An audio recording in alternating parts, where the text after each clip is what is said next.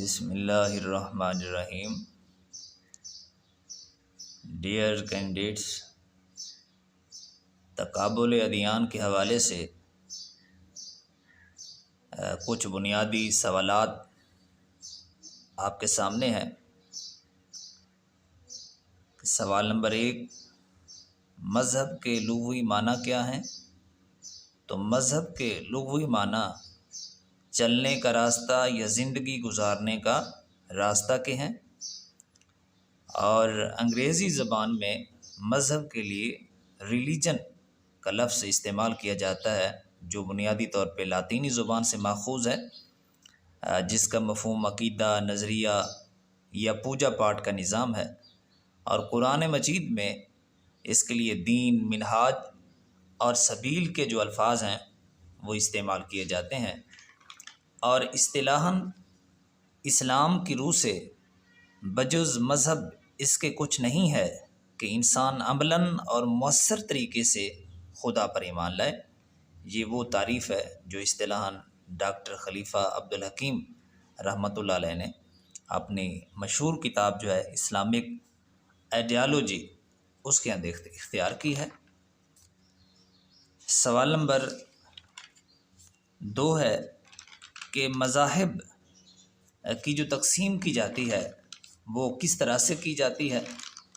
تو مذاہب کو تقسیم کیا جاتا ہے 3 اعتبار سے، یعنی سامی مذاہب اور آریائی مذاہب اور منگول مذاہب، یعنی 3 نسلوں کو جو انسانوں کی ہیں ان کو مد نظر رکھ کے. تو سامی مذاہب سے اسلام، عیسائیت اور یہودیت یہ مذاہب مراد ہیں. آریائی جو مذاہب ہیں ان سے ہندو مت، جین مت، زرتشت اور اسی طرح سکھ مذہب یہ شامل ہیں. اور منگولی مذاہب میں جو چائنا، جاپان کے اندر جو مذاہب ہیں جیسے کنفیوشس مت ہے، تاؤ مت ہے، شنٹو مت ہے، اور یہ جو مذاہب ہیں یہ منگولی جو مذاہب ہیں وہ کہلاتے ہیں. اور اسی طرح بدھ مت ہے. تو یہ سارے مذاہب منگولی مذاہب ہیں. تو گویا مذاہب کی جو تقسیم کی جاتی ہے تو وہ 3 طریقوں میں ہے، یعنی سامی اور اس کے بعد آریائی اور منگول مذاہب. نسلی بنیادوں پہ مذہب کو اس طرح 3 حصوں کے اندر تقسیم کیا جاتا ہے. اس کے بعد اگلا سوال ہے کہ مذہب کا ارتقائی نظریہ کیا ہے؟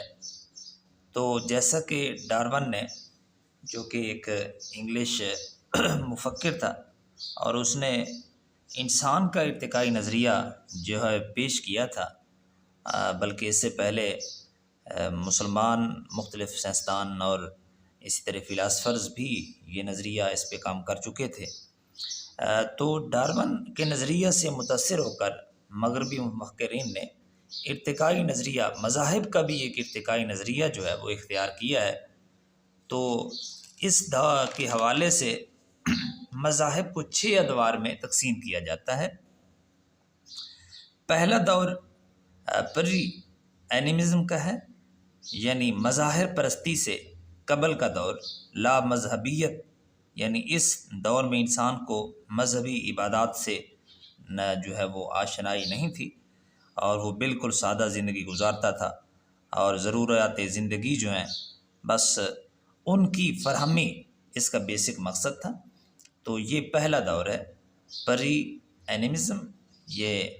اور اس کے بعد جو دوسرا دور ہے وہ اینیمزم ہے.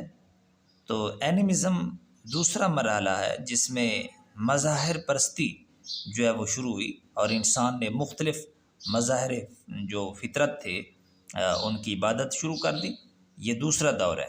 تیسرا دور ہے ٹوٹمزم، یعنی جانوروں کی پرستش کا دور، کہ انسان نے جانوروں کی بھی اس دور کے اندر عبادت جو ہے وہ شروع کر دی. جیسا کہ یونان میں سانڈ کی عبادت جو ہے وہ انسانوں نے شروع کر دی، ایران میں گھوڑوں کی عبادت شروع کر دی، ہندوستان میں گائے کی جو پرستش ہے وہ شروع ہو گئی. تو یہ تیسرا دور ہے. اور چوتھا دور ہے کہ اجداد پرستی یا اکابر پرستی جو ہے وہ دور ہے. اور اس کے بعد 5واں دور یہ کہ انسان نے فرضی جو خدا بنا لیے، دیوتا بنا لیے، یعنی پانچواں دور فرضی دیوتاؤں کی عبادت کا دور ہے، اور چھٹا دور جو ہے وہ توحید الہی کا دور ہے کہ مظاہر پرستی، اکابر پرستی، شرک پرستی سے ہوتا ہوا آخر انسان جو ہے وہ خالص توحید کی طرف جا پہنچا۔